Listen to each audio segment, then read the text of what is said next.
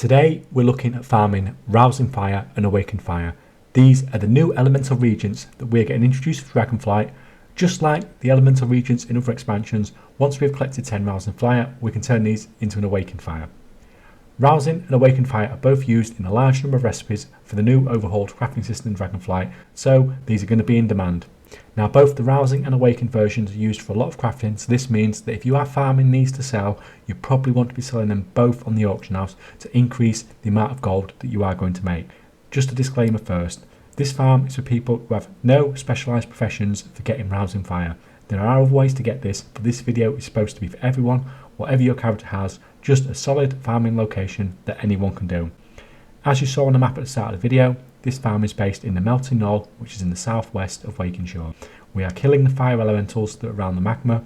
They are fairly weak, taking on several of them at a time with a fresh level 70 hunter was not too much of a problem, although they do occasionally decide that they're going to hurt you. There are a ton of mobs around the lava, but I did find myself having to move around quite a lot as you can wipe them out in an area quite quickly as they do have pretty low life. I had to be careful sometimes on this farm as I found myself letting the lava chip away at my life as I was just running around jumping over the lava instead of taking the extra time to mount to not take any damage. Just don't leave yourself in one shot territory. Even though I'm sure you have the capabilities to AoE these down, it is a bit of a pain trying to get them to gather up sometimes as these guys are casters, so you may occasionally have to use your interrupt.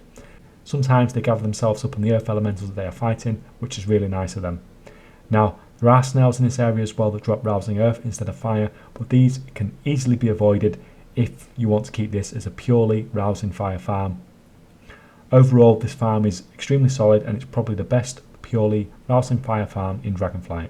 I do however have another farm that I'm going to be running when I want to farm for Rousing Fire. It's a hybrid farm that has Rousing Water in it too, but I prefer it over this farm, and when that video is out I'll link it so you'll probably be seeing it on your screen now. Thanks for watching guys, and we'll see you next time.